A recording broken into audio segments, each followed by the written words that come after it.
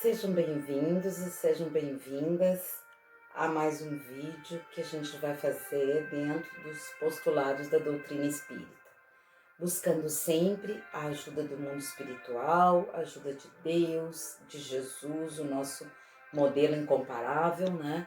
E as falanges espirituais que assistem a cada um de nós, encarnados e desencarnados, para que possamos fazer sempre um trabalho que toque o coração das pessoas, né? Neste momento tão difícil, que leve uma palavra de amor, de fé, de esperança.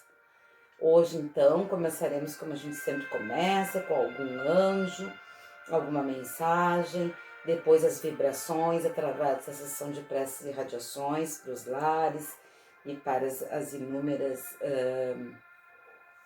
finalidades que a gente queira. E depois eu escolhi, então, achei apropriado para esse momento que nós estamos vivendo de pandemia, da gente falar da eutanásia. Porque o espírita, ele respeita, ele é verdadeiro cristão, respeita a vida. Então ele diz não à eutanásia. Né? E aí então nós vamos tentar abordar rapidamente, através do opúsculo da Federação Espírita Brasileira, o tema então da eutanásia. Vamos então ver qual é o anjo que nos assiste na noite de hoje. Noite, tarde ou manhã, né? Então, escolhendo aqui, vamos pegar o anjo da expectativa. Olha só. O que você quer ver nascer a partir de si mesmo e a partir desse momento tão doloroso que a humanidade está vivendo, né? Como sairemos, né, deste momento? Então diz que a essência da expectativa é saber esperar por aquilo que sabemos já está semeado dentro de nós, como uma mulher grávida que sabiamente espera até que esteja pronta a criança que vai nascer. Enquanto isso, a mãe a espera, nutrindo e cuidando dela para que seja bem recebida, bem-vinda. Né? Então nós estamos falando de vida e depois nós vamos falar também de morte, né? E a frase que ficou do anjo da expectativa, para que vocês reflitam aí no âmago de vocês, diz o seguinte: estou sempre esperando o melhor de mim mesmo. Então, estou sempre esperando o melhor de mim mesmo. Eu acho que uma boa reflexão para nós começarmos a nossa semana, né? Por mais difícil e dura que ela esteja, né? Aí, continuando, diria a vocês assim, que quando os resultados que desejamos não estão acontecendo como gostaríamos, devemos pensar em mudança de estratégias. Somos movidos por resultados e é assim que encontramos motivação para continuar investindo em nosso destino. Entre emoções positivas e negativas, entre certezas, incertezas, dúvidas, medos e coragem.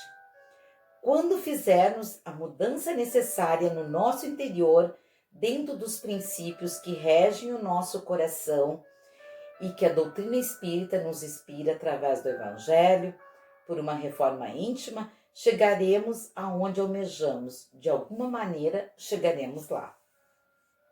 Existe uma estrela no nosso interior, aquela centelha divina que a gente fala, né? Que nos traz um brilho característico que nos define, um brilho pessoal, que nos insere no contexto da existência como seres especiais. É necessário encontrar esse brilho interior. Onde quer que ele esteja, não importa o quão difícil esteja o momento, o quão aparentemente assustador pareça, mas nós temos que buscar a essência de nós mesmos, né? O conhece-te a ti mesmo, né? O que importa é que temos de continuar seguindo esse instinto divino que nos guiará rumo a novas paragens da alma. O grande risco não está em sonhar alto demais, mas em acomodar-se baixo demais. Né? Novas perspectivas que a gente tem que ver, né? Nossos sonhos precisam ser objetos de desejos, mas transformados em verdadeiros fenômenos de contágio, pois o Criador primeiro nos transforma em rocha, para depois começar a esculpir a sua maneira e encarnação após encarnação, aquele ser divino e puro que nós temos que ser, saindo de cada existência para uma nova, né? Então, uma boa jornada e tudo de ótimo para nós, né? Vamos então, agora aquele momento, né, de retrospecção assim interior, de silêncio, a conectar com essas forças espirituais todas que estamos mergulhadas aqui no fluido cósmico universal, para entoarmos então as nossas preces com várias intenções. E cada um de vocês pode buscar as intenções que vocês mesmos queiram, tá? Então, queridos irmãos, elevemos os nossos pensamentos em comunhão com as energias do alto, sob a proteção de Deus, de Jesus, desses mentores maravilhosos que formam essa psicosfera de paz e luz para todos nós, encarnados e encarnados aqui presentes, sintonizados nessas vibrações das preces e radiações que nós vamos entoar. Uma prece de abertura, então. Pai, envolve-nos com sua luz, guia-nos pelos verdes passos com o aroma das flores, faz-nos instrumentos do seu amor na terra e que nada e nenhuma força contrária ao amor tenha qualquer influência sobre nós. Faz-nos compreender aqueles que não assistem a ti como a um pai, mas dai-nos luz para que não caiamos a julgá-los, mas apenas compreendemos. Como também devo compreender a mim mesmo nos meus momentos de angústia, tristeza e apreensão. Renova minha alma quando essa estiver cansada e sobrecarregada, impulsionando-a novamente a olhar para ti. Dai-nos força para que sejamos a força daqueles que ainda não te viram. Dai-nos humildade para que nós saibamos o nosso lugar neste caminho. Dai-nos a bondade para que sejamos uma inspiração a quem nos olhar, servindo-nos de espelho a dizer, és tua também essa bondade. Faz-nos sentir no calor do teu abraço e nele confortar-nos. Senhor amado meu, inspira-me sempre no teu amor. Que assim seja. Prece pelos enfermos e aflitos. Mestre, aqui nos encontramos espíritos carentes, oferecendo nossas dores, buscando força nos ensinamentos evangélicos, através do teu exemplo de amor a Deus. Quando levantastes os paralíticos, quando deste luz aos cegos, quando ajudaste os coxos e estropiados. Hoje, Jesus, pedimos, dai-nos força e coragem para esquecer e superar as nossas dores, as fraquezas, as doenças e todo esse tempo que nós estamos vivendo de confinamento, né? Sabendo que nos desígnios divinos nós não devemos lamentar, nem guardar mágoas, sem revolta, pois sabemos que os nossos atos incorretos é que nos adoecem, ferem, destroem e retardam a nossa evolução. Perdoa-nos, Senhor, por nossas imperfeições e ampara-nos nas dores da vida. Obrigada, Senhor. Prece pelos que estão desencarnando e pelos já desencarnados. Permita-nos, Senhor, que os bons espíritos levem nossas palavras, pensamentos e sentimentos aos nossos entes queridos que estão partindo e que já partiram deste mundo. Resignados, possamos todos entender as razões das nossas separações temporárias, que não é nada perante a eternidade e a doce consolação que eles não nos esquecem do mesmo modo que nós não os esquecemos.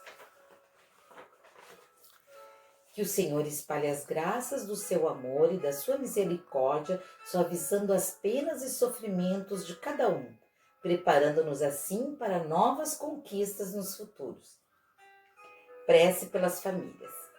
Deus, te agradeço, Senhor, ter permitido o encontro no mundo material dos espíritos que compõem a minha família carnal, nesse cadinho redentor que é o lar, para podermos vivenciar as experiências que cada um necessita nesse núcleo de aprendizagem que é a família. Que o espaço físico que moro seja cada vez mais, não uma casa, né? Só uma estrutura física, mas um lar, que seja composto de amor, de harmonia, de esperança, de paz, de justiça, de serviços, de afetos, de perdão, de companheirismo, entendimento e benevolência.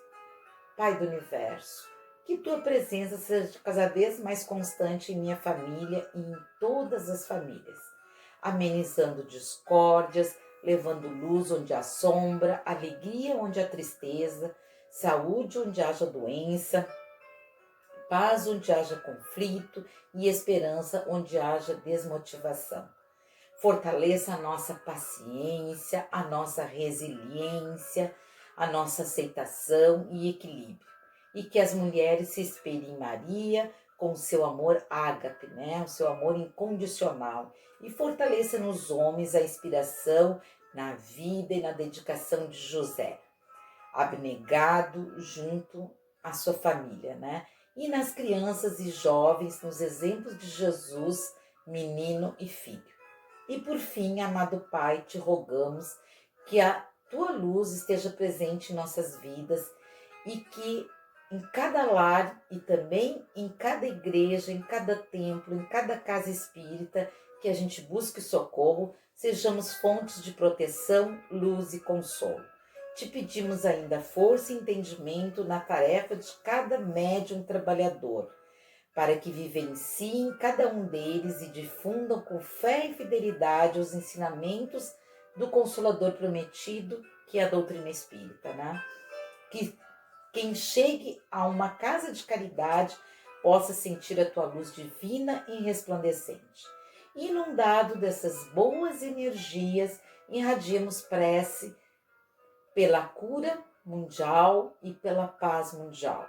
Que as forças do bem protejam nosso planeta Terra, nos dando força para passar por essa provação tão difícil nesse momento de transição planetária, levando-nos à condição depois de planeta regenerador.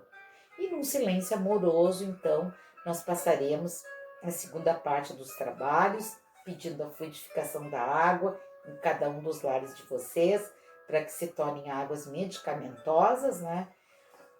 E que todos tenham uma boa semana com toda a resiliência necessária que o momento exige, né? E agora, então, nesse segundo momento, nós vamos falar, então, de uma das campanhas da Federação Espírita, e que normalmente o tema volta à baila, né? Até nas discussões políticas, né? Na Câmara e no Senado, né? Volta e meia, né, quando se fala de determinados temas polêmicos, como o aborto, né, a drogadição mesmo, que nós vimos agora há pouco, se libera, se não libera, e muitas pessoas acreditam que a eutanásia é algo benéfico e é algo que a gente possa fazer, né? Não. Quem nos daria o direito de pré-julgar os desígnios de Deus? Deus nos deu aquele tempo de vida, né? Que começa ali no nosso nascimento e vai até a nossa desencarnação. Então, quem de nós tem o direito de determinar qual será o momento do nosso desencarne voluntário por causa de uma doença, né, degenerativa, pela vontade da própria pessoa, né? Porque não está aguentando o sofrimento, não. Respeitemos sempre a vida e digamos sempre não à eutanásia. O que seria, assim, como é que eu vou dizer, em termos etimológicos, a palavra eutanásia, né? Então, o eu seria o boa, né? E o tanato seria a morte. Então, a boa morte, né? Mas nós não temos esse direito, né? De escolher que tipo sequer de morte que nós vamos ter, né? Nós viemos para essa terra para, através das múltiplas encarnações e nas diversas moradas da casa do Pai, ressarcir pela lei de ação e reação débitos que nós adquirimos em vidas passadas, ou até nessa, né? Então, às vezes a pessoa está bebendo ali demais e depois vem uma cirrose hepática e aí ela quer que a vida dela seja abreviada, né? Ou ela é desregrada nos sentimentos, né? Então interfere no coração, ou pelo excesso de cigarro no pulmão, e aí ela quer ver aquele sofrimento abreviado, até porque, na maior parte das vezes, ela não acredita na reencarnação, então não acredita na imortalidade do espírito, né? Que nós só vamos passar para o outro lado e vamos continuar o nosso progresso, né? Então vamos ver o que diz, tá, a doutrina espírita, em especial essa campanha da Federação Espírita do Respeitemos a Vida, né? E da eutanásia não. Em nenhuma circunstância, tá? Sempre será um crime. Então diz aqui no opúsculo da Federação: pessoas existem pertencentes a todos os setores da sociedade, defensores da prática da eutanásia, mais por desconhecimento das leis divinas que por maldade. Justificam seus pontos de vista invocando piedade, né? Então a morte piedosa, né? Frente aos atrozes sofrimentos alheios nos leitos de agonia das diversas doenças, dos diversos padecimentos físicos. E até abrindo um parênteses, pessoal, então tem clínicas em vários países da Europa, né? Principalmente na Holanda, que fazem a eutanásia. Então tem muitas pessoas, principalmente idosos, que com medo que seus familiares venham a utilizar desse expediente, até às vezes de má fé, não nem pensando numa morte piedosa, mas pensando em descartar aquela pessoa até para ficar com os seus bens, né? Internam essas pessoas em clínicas que fazem eutanásia, né? E outros porque não acreditam na continuidade da vida, né? Então pedem para si mesmo. Tem até dois filmes que falam sobre isso, né? Eu acho que é Antes de Você e o outro eu não me lembro. Que são filmes recentes e que são casos de eutanásia, né? Que o rapaz, o mocinho ali da história, né? Então fica tetraplégico e aí paga e a família aceita, né? Para que ele tenha, então, desligado todos os aparelhos que o mantêm vivo, né? Para a prática da eutanásia. A eutanásia sempre será um crime, como o suicídio, como o aborto, como a pena de morte. Então, buscando trazer de forma resumida o que a filosofia espírita pensa a respeito desse tema, é que a federação fez, então, esse opúsculo, né, que vai dizer que essa facilitação ou indução da morte física é um crime, porque a nossa sociedade ela tem uma visão de que nós somos uma sociedade corpólatra, né? Mas nós não somos, né? Nós somos uma sociedade espiritual, né? E o espírito é eterno, né? Então não existe morte digna nesse sentido, né? Então vamos ver na questão 953 do Livro dos Espíritos, né? Kardec pergunta então aos espíritos: quando uma pessoa vê diante de si o fim inevitável e horrível, será culpada de abreviar de alguns instantes os seus sofrimentos, apressando voluntariamente a sua morte? Será sempre culpado, diz os espíritos, aquele que não aguarda o tempo que Deus lhe marcou, os desígnios de Deus, como eu falei ali no início, para a existência. E quem poderá estar certo de que, malgrado as aparências, esse tempo tenha chegado, de que um socorro inesperado não venha no último momento? É um dilema que agora o nosso sistema de saúde, alguns médicos estão tendo pelo mundo, que pela falta, né, de humanidade, pela falta de investimentos na saúde mundial, né, muitos médicos estão tendo que ter esse dilema de decidir entre um e outro paciente. Mas aí é um outro caso, né? Não é uma decisão pessoal e nem uma decisão de família, né? Às vezes é porque não há aparelhos nem medicação suficiente, né? E quantas pessoas também estão sendo curadas, né? E não se sabe como, né? Nós sabemos, espíritas, né? Porque não era a sua hora. Não era o seu... Ele não tinha esse merecimento, vamos dizer assim, de que a sua vida terminasse ali com o episódio do Covid. Então, alguns são assintomáticos, uns têm a doença de uma forma muito leve, né? E muitos superam, mas infelizmente, né? A grande maioria não, porque nós estamos vivendo esse momento de transição planetária e de profunda migração de espíritos mesmos, né? Para o outro lado, né? Para que venham novos espíritos para renovar essa terra, né? Então, dentro dos pressupostos aqui da federação, né?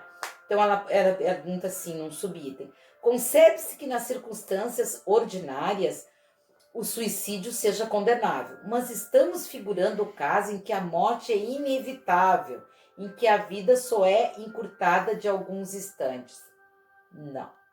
Isso será sempre uma falta de resignação, de resiliência, de submissão à vontade do Cristo, ou pelaquela pessoa que está sofrendo aquele mal, ou pela família que está querendo abreviar a morte daquele ente querido. E eu conheço muita gente boa, sabe?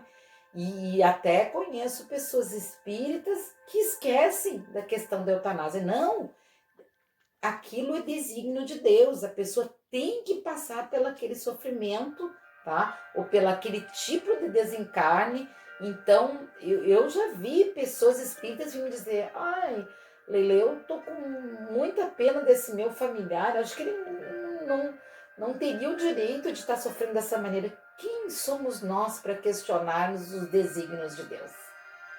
E o tipo de sofrimento ou morte que aquela pessoa vai passar. E o momento, né? Então, quais nesse caso as consequências de tal ato? Qualquer pessoa que perpetre o ato da eutanásia vai ter uma expiação proporcionada à gravidade da falta de acordo com as circunstâncias. Tá? É como eu disse, se um médico tiver que decidir porque não tem leito, porque não tem medicação, aí é um atenuante, né? Senão não, né? Deve-se pôr termo, então, às provas do próximo? Nunca, jamais, né? Aqui, então, diz, né? Deve-se pôr termo às provas do seu próximo, quando possa ou deve, para respeitar os desígnios de Deus, deixar que siga o seu curso? Então, já temos dito, né, e repetido muitíssimas vezes que estáis na terra de expiação para concluirdes as vossas provas e que tudo que vos sucede é consequência das vossas existências anteriores, mas também da atual, né? São os juros da dívida que nós temos que pagar. E este pensamento, porém, provoca em certas pessoas reflexões que devem ser combatidas, devido aos funestos efeitos que poderiam determinar. Pensam alguns que, estando-se na terra para expiar, cumpre que as provas sigam o seu curso. Outros há mesmo que vão até o ponto de julgar que não só nada devem fazer para as atenuar, mas que, ao contrário, devem contribuir para que elas sejam mais proveitosas, tornando-os mais vivas. Grande erro, né? E certo que as vossas provas têm de seguir o curso que lhes traçou Deus, dar-se-á, porém, conheçais este curso? Sabeis o tempo exato daquela pessoa ou a maneira que ela tem de desencarnar? Sabeis até onde tem ela de ir e se o vosso Pai misericordioso não terá dito ao sofrimento de tal ou tal dos vossos irmãos de que não vai ser naquele momento que tu tá achando que é, né? Que não irá mais longe? Sabeis se a providência não vos escolheu, não como instrumento de suplício para agravar os sofrimentos do culpado, mas como aquele bálsamo de consolação para fazer cicatrizar as chagas que a justiça abriu naquela criatura. Então, sejamos sempre piedosos no sentido de aliviar o sofrimento do outro, mas não aliviar com eutanásia, não tirando a vida, tá? Não digais, pois, quando virdes atingido um dos vossos irmãos, e a justiça de Deus importa que siga o seu curso. Não, dizei antes, vejamos que meios o Pai misericordioso me pôs ao alcance para suavizar o sofrimento do meu irmão, como eu disse agora há pouco. Vejamos se as minhas consolações morais, o meu amparo, os meus conselhos poderão ajudá-lo a vencer essa prova com mais energia, com mais paciência, com mais resignação. Vejamos mesmo se Deus não me pôs nas mãos os meios de fazer com que cesse esse sofrimento, se não deu a mim também como prova, como expiação, talvez eu deter aquele mal, né, e substituí-lo pela paz, né? Então, eu posso ser o consolador daquele meu irmão, mas não aquele que dá fim à vida dele. Ajudai-vos, pois, sempre mutuamente nas vossas respectivas provações, e nunca vos considereis instrumento de tortura. Contra essa ideia deve revoltar-se todo homem de coração, principalmente todo cristão e todo espírita, porquanto este, melhor do que qualquer outro, deve compreender a extensa e infinita bondade de Deus. E nós, como espírita, que sabemos que somos espíritos imortais, e que a morte e o desencarne é apenas um episódio nas nossas múltiplas encarnações, nós não temos o direito de praticar a eutanásia. Deve o espírita estar compenetrado de que a sua vida toda tem de ser um ato de amor e de devotamento, que faça ele o que fizer para se opor às decisões do Senhor, estas se cumprirão. Pode, portanto, sem receio, empregar todos os esforços por atenuar o amargor da expiação do seu companheiro. Certo, porém, de que só a Deus cabe detê-la ou prolongá-la conforme julgar conveniente. Não haveria imenso orgulho da parte do homem em se considerar no direito de, por assim dizer, revirar a arma dentro da ferida? De aumentar a dose do veneno nas vísceras daquele que está sofrendo sob o pretexto de que tal é a sua expiação? Por favor, considerai-vos sempre como instrumento para fazê-la cessar num outro sentido, né? Todos estáis na terra para expiar, mas todos, sem exceção, deveis esforçar-vos por abrandar, por amenizar, por consolar a expiação dos vossos semelhantes, de acordo com a lei de amor e caridade. Isso quem falou foi o espírito Bernardino, um espírito protetor que se manifestou em Bordeaux, em Paris, em 1863, tá? Lá no Livro dos Espíritos, né? Aí a gente pergunta ainda, será lícito abreviar a vida de um doente que sofra sem esperança de cura? Tá dentro de toda essa ideia, né? O homem está agonizante, olha o quadro, preso de cruéis sofrimentos. Sabe que seu estado é desesperador. Será lícito poupar-lhe alguns instantes de angústia, apressando-lhe o fim? Não é lícito, né? Quem vos daria o direito de prejulgar esses desígnios de Deus, como a gente já falou, uma redundância, né? Não pode ele conduzir o homem até a borda do fosso para daí o retirar, a fim de fazê-lo voltar a si e alimentar ideias diversas das que tinha? Quantas e quantas vezes uma pessoa é condenada à morte pelos exames, pelos médicos, e depois tem uma cura, né? Por um benefício espiritual, né? Um merecimento, né? Então, ainda que haja chegado ao último extremo, um moribundo, ninguém pode afirmar com segurança que lhe haja soado a hora derradeira. Acontecem tantas curas que as pessoas, né, atribuem a milagres, né? A ciência não se terá enganado nunca em suas previsões. Quantas e quantas vezes, né, a ciência já se enganou, né? A ciência mesmo não consegue explicar nem a razão do vírus que nós estamos vivendo, né? Nem a razão porque alguns se contaminam, outros não, porque alguns são sintomáticos, outros são assintomáticos. Então, como é que a ciência vai determinar o tempo que aquela criatura vai viver? Quantas pessoas que já tiveram diagnósticos negativos e viveram muito mais do que as expectativas, né? Porque não era o seu momento, né?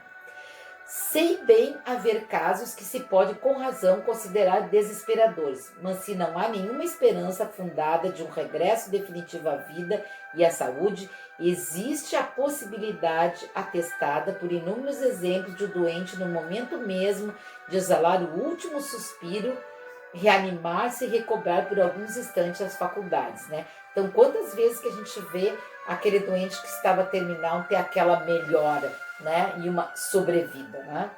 Pois bem, essa hora de graça que lhe é concedida pode ser-lhe de grande importância. Desconheceis as reflexões que o seu espírito poderá fazer nas convulsões de agonia e quantos tormentos lhe pode poupar um relâmpago de arrependimento. Vejam vocês que naqueles casos de morte aparente, né? Experiências de quase morte, né? Então o espírito se vê fora do corpo e se vê ali quase como falecido, né? E depois, por alguma razão, ele consegue voltar e depois, quando ele melhora, ainda se lembra dessa experiência de quase morte, né? Então, muitas vezes os médicos estão ali quase que para desligar os aparelhos e acreditando realmente, tentando reanimar, que é o seu trabalho. Da mesma forma que os médicos tentam sempre dar a vida e reanimar, nós também temos que fazer isso, né? Não podemos jamais ser os agentes do fim da vida de alguém, né? Então vamos tentar aqui dar passar rapidamente aqui algumas coisas para não nos alongar muito. O materialista que apenas vê o corpo e nenhuma conta tem o espírito, né? E que o espírito é imortal, é inapto a compreender essas coisas. Mas o espírita, que já sabe o que se passa no além-túmulo, conhece o valor de um último pensamento. Então, minorai os derradeiros sofrimentos quando puderdes de um doente, mas guardai-vos de abreviar a vida, ainda que de 1 minuto, porque esse minuto pode evitar muitas lágrimas no futuro. Isso quem falou foi o espírito de São Luís, em Paris, em 1860, está lá no Evangelho segundo o Espiritismo, no capítulo 5º, nos itens 27 e 28, tá? Um pouquinho mais, então, da eutanásia. A eutanásia leva o sofredor, os familiares, o médico, os assistentes à falsa noção de piedade, de caridade, de amor, de morte piedosa, né? É importante entender que o sofrimento no final da vida, seja pela doença incurável, seja pelos desgastes naturais do corpo físico, é uma das formas de aproveitamento do espírito em contato com a matéria, resgatando ainda faltas ou progredindo através do sacrifício. Em mundos de provas e expiações como o nosso, muitas vezes a lei divina mede o resultado de uma encarnação através muito dessa prova final, na qual o espírito comprova, pela sua paciência e resignação, pela fé, o proveito de toda uma existência. Quantas pessoas se modificam naquele minuto ali final, vendo aquela doença tão terrível que está lhes acometendo, né? Então, cortar uma vida no final da reencarnação é suprimir a oportunidade que tem o espírito de superar-se, levando em sua volta ao mundo espiritual a condição de vencedor. Todas as formas de vida na Terra, compreendendo as dos seres humanos, têm sua razão de ser regidas por um poder maior, pelo poder do Criador. Então, a vida é um dom para ser usado na nossa evolução, no nosso progresso. E não para a gente tirar, né, a nossa vida, porque a gente não está aguentando o sofrimento. O sofrimento que a gente plantou aquele tipo de doença, aquele tipo de morte, né? Assim como o homem não tem o poder de criar esse dom, também não tem o direito de suprimi-lo, né? Nem ao seu menor desejo. Então, as leis naturais ou divinas cabe dispor sobre a criação e a supressão da vida.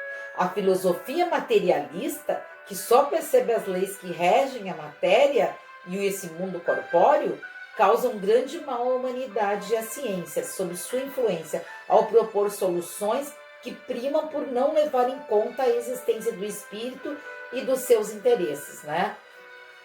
Então, infelizmente, está se disseminando pelo mundo essas clínicas de eutanásia a peso de ouro, né? Essa morte piedosa ainda é a peso de ouro, né? Não é para qualquer um, não, né?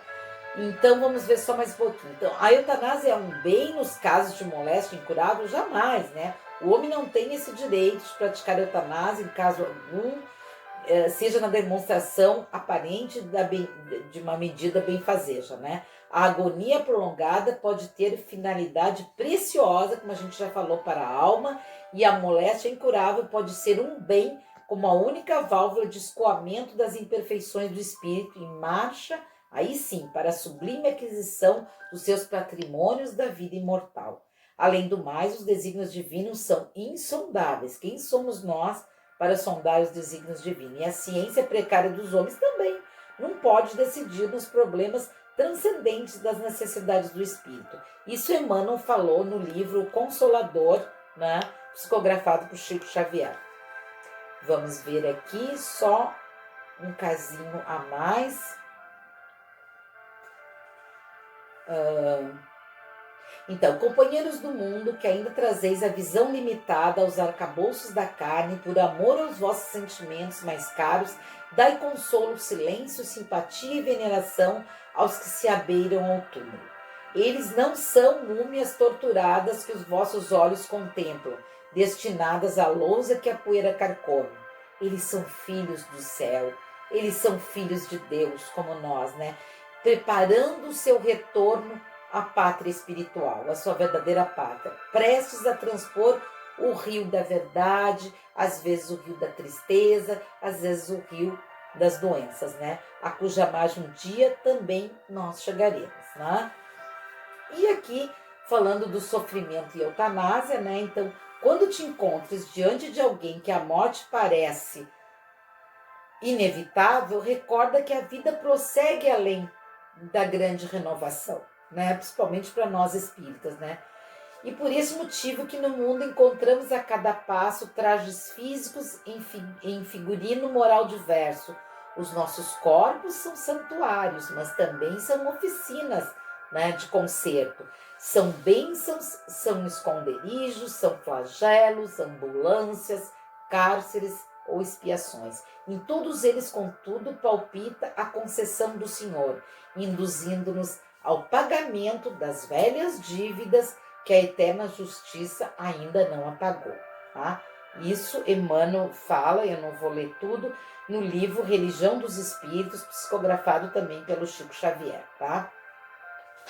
Então, ante os moribundos, né, quando o homem compreender em toda a sua magnitude o fenômeno da morte e o consequente despertar do outro lado do espírito, poderá contribuir de maneira eficiente para o desprendimento dessas horas finais no leito de agonia, né, com prece, né, com reflexão.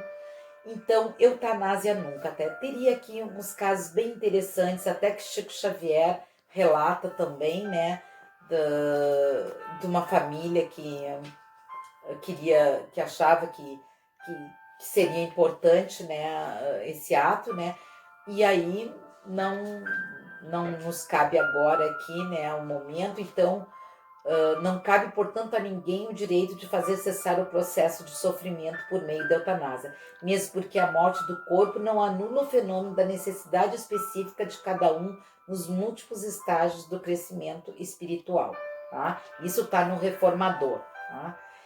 Então, assim,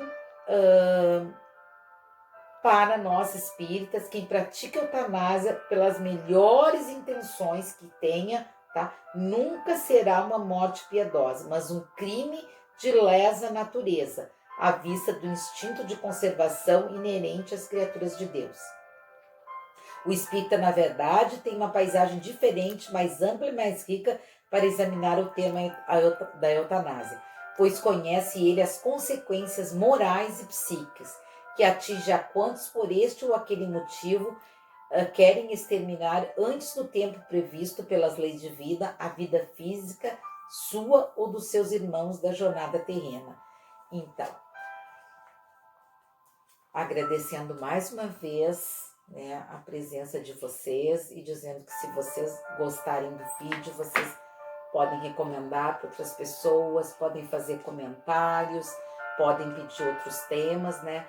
Nós vamos então encerrando esse vídeo, desejando não só uma boa semana, mas muita saúde, muita paz, muito consolo, resignação mesmo e resiliência nesse momento difícil que todos estamos vivendo, cada um à sua forma, no mundo inteiro, neste planeta, né? Uns por umas razões, outros por outras, né? Então, agradecendo ao mundo espiritual, às correntes que nos assistiram desta feita, né? Que possamos estar sempre congregados nos sentimentos de paz, de amor, de justiça, de caridade, e dizendo eutanásia não, e sim a vida, respeitemos a vida. Paz e luz a todos vocês, que assim seja.